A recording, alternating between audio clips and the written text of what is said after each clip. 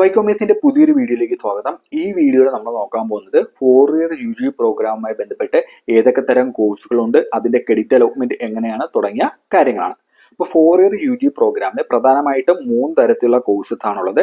Discipline specific core courses, discipline specific elective courses, general foundation courses. ഇതിൽ discipline specific core കോഴ്സുകൾക്കും discipline specific elective കോഴ്സുകൾക്കും 4 ക്രെഡിറ്റുകൾ വീതമാണ് ഉള്ളത്. ഇനി ജനറൽ ഫൗണ്ടേഷൻ കോഴ്സുകൾക്ക് 3 ക്രെഡിറ്റ് വീതമാണ് ഉള്ളത്. ജനറൽ ഫൗണ്ടേഷൻ കോഴ്സുകളുടെ അകത്ത് വരുന്നതാണ് multidisciplinary courses, ability enhancement courses, skill enhancement courses, value addition courses തുടങ്ങിയവ. അപ്പൊ നമുക്കിത് ഓരോ കോഴ്സുകളും ഡീറ്റെയിൽ ആയിട്ട് നോക്കാം. ഒന്നാമത്തേതാണ് ഡിസിപ്ലിൻ സ്പെസിഫിക് കോർ കോഴ്സസ്. അതായത് ഒരു പർട്ടിക്കുലർ ഡിസിപ്ലിൻ പ്രൊവൈഡ് ചെയ്യുന്ന കോർ ക്രെഡിറ്റ് കോഴ്സുകളാണ് നമ്മൾ ഡിസിപ്ലിൻ സ്പെസിഫിക് കോർ കോഴ്സുകൾ എന്ന് പറയുന്നത്. ഡിസിപ്ലിൻ എന്ന് വെച്ചാൽ ഡിപ്പാർട്ട്മെന്റ് എന്നാണ് അർത്ഥം. ഒരു സ്റ്റുഡന്റിന് തന്റെ മേജർ ആയിട്ടോ അല്ലെങ്കിൽ മൈനർ ആയിട്ടോ DSc തിരഞ്ഞെടുക്കാവുന്നതാണ്. അതായത് ഇപ്പം നിങ്ങൾ സ്വന്തം ഡിപ്പാർട്ട്മെന്റിൽ നിന്നാണ് തിരഞ്ഞെടുക്കുന്നതെങ്കിൽ അത് നിങ്ങളുടെ മേജർ, മറ്റു ഡിപ്പാർട്ട്മെന്റിൽ നിന്നാണ് തിരഞ്ഞെടുക്കുന്നതെങ്കിൽ അത് നിങ്ങളുടെ മൈനർ. ഇപ്പൊ എക്സാമ്പിൾ പറയുകയാണെങ്കിൽ കൊമേഴ്സ് ഡിപ്പാർട്ട്മെന്റ് പഠിക്കുന്ന ഒരു സ്റ്റുഡന്റ് DSc ആയിട്ട് കൊമേഴ്സ് ഡിപ്പാർട്ട്മെന്റിലെ സബ്ജക്ട് തിരഞ്ഞെടുക്കുകയാണെങ്കിൽ അത് മേജർ. ഇനി എക്കണോമിക് ഡിപ്പാർട്ട്മെന്റിന്റെയോ അല്ലെങ്കിൽ മാത്തമാറ്റിക്സ് ഡിപ്പാർട്ട്മെന്റിന്റെയോ സബ്ജക്ട് തിരഞ്ഞെടുക്കുകയാണെങ്കിൽ അത് മൈനർ ആയിട്ട് മാറും. ഇപ്പൊ എക്സാമ്പിൾ പറയുകയാണെങ്കിൽ BCOMിലുള്ള DScകളാണ് accounting principles and standards, management concept and practices തുടങ്ങിയ സബ്ജക്ട്. ഇപ്പം ഒരു BCOM സ്റ്റുഡന്റ് തന്റെ DSc ആയിട്ട് അക്കൗണ്ടിങ് പ്രിൻസിപ്പിൾസ് ആൻഡ് പ്രാക്ടീസസ് തിരഞ്ഞെടുക്കുകയാണ്. അപ്പം അത് തന്റെ എന്തായിട്ട് മാറും? മേജർ ആയിട്ട് മാറും. ഇനി എക്കണോമിക് ഡിപ്പാർട്ട്മെന്റിലുള്ള ഒരു സ്റ്റുഡന്റ് തന്റെ DSc ആയിട്ട് മാനേജ്മെന്റ് കൺസെപ്റ്റ് ആൻഡ് പ്രാക്ടീസസ് തിരഞ്ഞെടുക്കുകയാണ്. കൊമേഴ്സ് ഡിപ്പാർട്ട്മെന്റിലുള്ള മാനേജ്മെന്റ് കൺസെപ്റ്റ് ആൻഡ് പ്രാക്ടീസസ് തിരഞ്ഞെടുക്കുകയാണ്. അപ്പൊ അത് തന്റെ മൈനർ ആയിട്ട് മാറും. ഇതാണ് ഡിസിപ്ലിൻ സ്പെസിഫിക് കോർ കോഴ്സുകൾ എന്ന് പറയുന്നത്. സ്വന്തം ഡിപ്പാർട്ട്മെന്റിൽ നിന്ന് എടുത്ത മേജർ മറ്റു ഡിപ്പാർട്ട്മെന്റിൽ നിന്ന് എടുക്കുന്നത് മൈനർ ആയിട്ട് മാറും. അടുത്താണ് DSE ഡിസിപ്ലിൻ സ്പെസിഫിക് എലക്ടീവ്. അതായത് ഇപ്പൊ നിങ്ങൾക്ക് അറിയാം BCOM ഫിനാൻസ് ഉണ്ട്, BCOM കോർപ്പറേഷൻ ഉണ്ട്, BCOM കമ്പ്യൂട്ടർ ആപ്ലിക്കേഷൻ ഉണ്ട്, BCOM ടാക്സേഷൻ ഉണ്ട്. അപ്പൊ ഇത്തരത്തിലുള്ള എലക്ടീവ് സബ്ജക്റ്റുകളാണ് നമ്മൾ ഡിസിപ്ലിൻ സ്പെസിഫിക് എലക്ടീവ് കോഴ്സസ് എന്ന് പറയുന്നത്.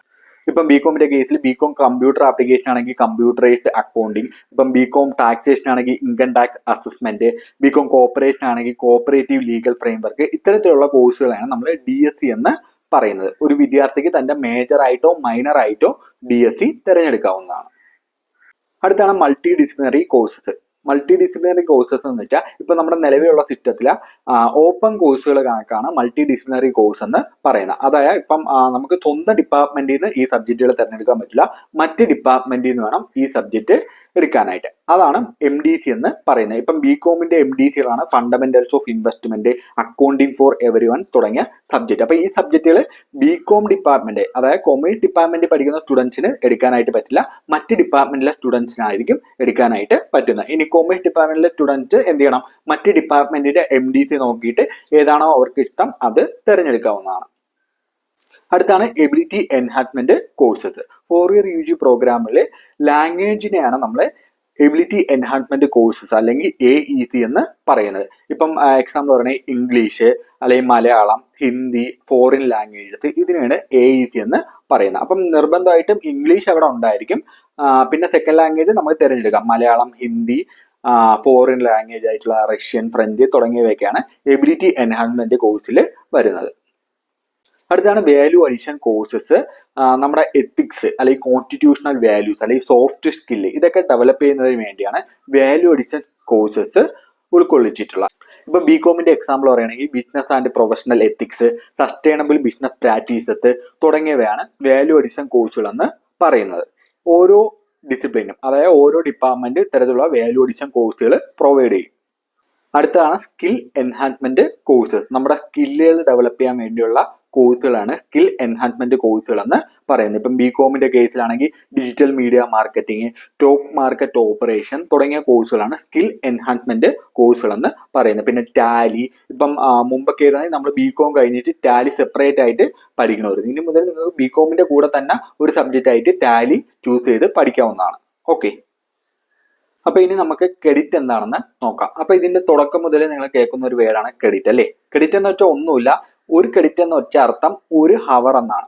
ഓക്കെ, പ്രാക്ടിക്കലിന്റെ കേസിൽ ഒരു ക്രെഡിറ്റ് എന്ന് വെച്ചാൽ അർത്ഥം 2 അവർ എന്നാണ്. ഇപ്പം 4 ക്രെഡിറ്റ് ഉള്ള ഒരു കോഴ്സ് ആണെങ്കിൽ അതിന്റെ അർത്ഥം ഒരാഴ്ചയിൽ 4 അവർ ആ സബ്ജക്റ്റ് ഉണ്ടെന്നാണ് അർത്ഥം. പ്രാക്ടിക്കൽ സബ്ജക്റ്റിന്റെ കേസിൽ ഒരു ക്രെഡിറ്റ് എന്ന് വെച്ചാൽ 2 അവർ എന്നാണ് അർത്ഥം. ഇത്രയേ ഉള്ളൂ ക്രെഡിറ്റ്. ക്രെഡിറ്റ് എന്ന് വെച്ചാൽ സിമ്പിൾ ആയിട്ട് പറഞ്ഞാൽ ഒരു ക്രെഡിറ്റ് എന്ന് വെച്ചാൽ 1 അവർ. ഇപ്പം 4 ക്രെഡിറ്റ് ഉള്ള കോഴ്സ് ആണെങ്കിൽ ഒരാഴ്ചയിൽ നിങ്ങൾക്ക് 4 അവർ ആ സബ്ജക്റ്റിന്റെ ക്ലാസ് കാണുമെന്നാണ് അർത്ഥം.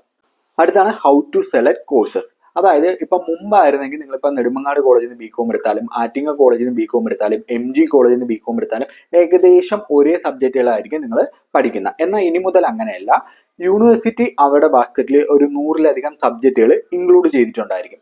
അതിൽ നിന്ന് ഓരോ കോളേജും അവർക്ക് അനുയോജ്യമെന്ന് തോന്നുന്ന, അവർക്ക് ഏറ്റവും നല്ലതെന്ന് തോന്നുന്ന കുറച്ച് സബ്ജക്റ്റുകൾ എവിടെയിടും? കോളേജ് ബാസ്ക്കറ്റിൽ തിരഞ്ഞെടുക്കും. അതായത് 4 ഇയർ UG പ്രോഗ്രാമിൽ ഇപ്പം ബികോം എടുക്കുന്ന എല്ലാ സ്റ്റുഡൻറ്റും ഒരേ സബ്ജക്റ്റുകളായിരിക്കില്ല പഠിക്കുന്നത്. ഓരോ കോളേജിലും വ്യത്യസ്ത രീതിയിലുള്ള സബ്ജക്റ്റുകൾ ആയിരിക്കും. അപ്പം നിങ്ങൾക്ക് ആ കോളേജിന്റെ സൈറ്റിൽ കയറി നോക്കിയാൽ നിങ്ങൾക്ക് കാണാൻ പറ്റും ഏതൊക്കെയാണ് അവിടെ പ്രൊവൈഡ് ചെയ്യുന്ന സബ്ജക്റ്റുകളെന്ന് നിങ്ങൾക്ക് അറിയാനായിട്ട് പറ്റും. ഓക്കെ, അപ്പം ഇനി മുതൽ ഓരോ കോളേജിലും ഇപ്പം ബികോം ആണെങ്കിൽ ഓരോ കോളേജിലും വ്യത്യസ്ത സബ്ജക്റ്റുകൾ ആയിരിക്കും. എല്ലാ സബ്ജക്റ്റും വ്യത്യസ്തമായിരിക്കില്ല, എങ്കിലും ഒരുവിധം സബ്ജക്റ്റുകളൊക്കെ വ്യത്യാസം ആയിരിക്കും. ഇനി നമുക്ക് ബാക്കിയുള്ള കുറച്ച് ഡീറ്റെയിൽസ് കൂടി നോക്കാം. നമുക്ക് ഒരു വർഷത്തിൽ 2 സെമസ്റ്ററുകളായിരിക്കും ഉണ്ടായിരിക്കുക. ഓരോ സെമസ്റ്ററിലും 90 വർക്കിംഗ് ഡേയ്സ് ഉണ്ടായിരിക്കും. ഓക്കെ, അപ്പോൾ ഒരു അക്കാഡമിക് ഇയറിൽ 2 സെമസ്റ്ററുകളായിരിക്കും ഉണ്ടായിരിക്കുക. ഓരോ സെമസ്റ്ററിലും 90 വർക്കിംഗ് ഡേയ്സ് ഉണ്ടായിരിക്കും. ഓക്കെ, അപ്പം 90 വർക്കിംഗ് ഡേയ്സ് ഉണ്ടായിരിക്കും. അതോടൊപ്പം തന്നെ 10 വർക്കിംഗ് ഡേയ്സ് നമ്മൾ കോ കരിക്കുലർ ആക്ടിവിറ്റീസിന് വേണ്ടി മാറ്റിവെക്കും. അതായത് ഒരു സെമസ്റ്ററിൽ 100 ദിവസം ഉണ്ടായിരിക്കും, 100 അക്കാഡമിക് ഡേയ്സ് ഉണ്ടായിരിക്കും. അതിൽ 10 ദിവസം നമ്മൾ കോ കരിക്കുലർ ആക്ടിവിറ്റി, പാട്ട്, സ്പോർട്സ് പോലുള്ള ആക്ടിവിറ്റീസിന് വേണ്ടി മാറ്റിവെക്കും. ബാക്കി 90 ദിവസമായിരിക്കും നിങ്ങൾക്ക് ക്ലാസ്സുകൾ ഉണ്ടായിരിക്കാം. അപ്പോൾ ഒരു ഇയർ മൊത്തത്തിൽ എടുക്കുകയാണെങ്കിൽ 200 വർക്കിംഗ് ഡേയ്സ് ഉണ്ടായിരിക്കും. 200 വർക്കിംഗ് ഡേയ്സ് ഒരു വർഷം ഉണ്ടായിരിക്കും. ഒരു വർഷം എന്ന് പറയുമ്പോൾ 2 സെമസ്റ്റർ. അതിൽ ഒരു സെമസ്റ്ററിൽ 100 ദിവസം, അടുത്ത സെമസ്റ്ററിൽ 100 ദിവസം. ഈ 100 ദിവസത്തിൽ 10 ദിവസം കോ കരിക്കുലർ ആക്ടിവിറ്റീസിന് 90 ദിവസമായിരിക്കും നിങ്ങൾക്ക് ക്ലാസ്സുകൾ ഉണ്ടായിരിക്കുക. ഓക്കെ, അതായത് ഓരോ സെമസ്റ്ററിലും 18 വീക്കായിരിക്കും ഉണ്ടായിരിക്കുക. ഓരോ വീക്കിലും 5 വർക്കിംഗ് ഡേയ്സ് കാണും. അതായത് തിങ്കൾ മുതൽ വെള്ളി വരെ. ഓക്കെ, ഈ 18 വീക്കില് 15 ഡേയ്സ്, അതായത് 3 വീക്ക് നമ്മൾ പരീക്ഷയ്ക്ക് വേണ്ടി മാറ്റിവെക്കും. അതായത് ഇന്റേണൽ എക്സാം ഉൾപ്പെടെ പരീക്ഷയ്ക്ക് വേണ്ടി നമ്മൾ മാറ്റിവെക്കും. 18 വീക്കിൽ 3 വീക്ക് പരീക്ഷ പോയിട്ട് ബാക്കിയുള്ള 15 വീക്കായിരിക്കും നിങ്ങൾക്ക് എന്തിനു വേണ്ടി കിട്ടുന്ന? ക്ലാസ്സുകൾക്ക് വേണ്ടി കിട്ടുന്നത്. ഓക്കെ, ഓരോ ആഴ്ചയിലും 5 ദിവസമായിരിക്കും ക്ലാസ് ഉണ്ടായിരിക്കുക. ഓരോ ദിവസവും 5 അവർ ആയിരിക്കും നിങ്ങൾക്ക് ക്ലാസ്സുകൾ ഉണ്ടായിരിക്കുക. ഓക്കെ, അപ്പൊ ഇത്രയാണ് ഈ വീഡിയോയിലുള്ളത്. അടുത്ത വീഡിയോയിൽ നമ്മൾ നോക്കാൻ പോകുന്നത് ഓരോ വർഷവും എന്ത് സംഭവിക്കുന്നു എന്നുള്ള കാര്യമാണ്. അതായത് ഓരോ വർഷവും ഏതൊക്കെ കോഴ്സുകൾ നമ്മൾ പഠിക്കുന്നു, ഓരോ സെമസ്റ്ററിൽ ഏതൊക്കെ കോഴ്സുകൾ പഠിക്കുന്നു, ഏതൊക്കെ ടൈപ്പുള്ള കോഴ്സുകൾ പഠിക്കുന്നു തുടങ്ങിയ കാര്യങ്ങളാണ്. അപ്പൊ അടുത്ത വീഡിയോ കുറച്ച് ഇമ്പോർട്ടന്റ് ആയിട്ടുള്ള, കുറച്ച് കോംപ്ലിക്കേറ്റഡ് ആയിട്ടുള്ള ഏരിയാസ് ആണ്. അപ്പൊ അത് നിങ്ങൾ മറക്കാതെ, മിസ് ചെയ്യാതെ കാണുക. Thank you.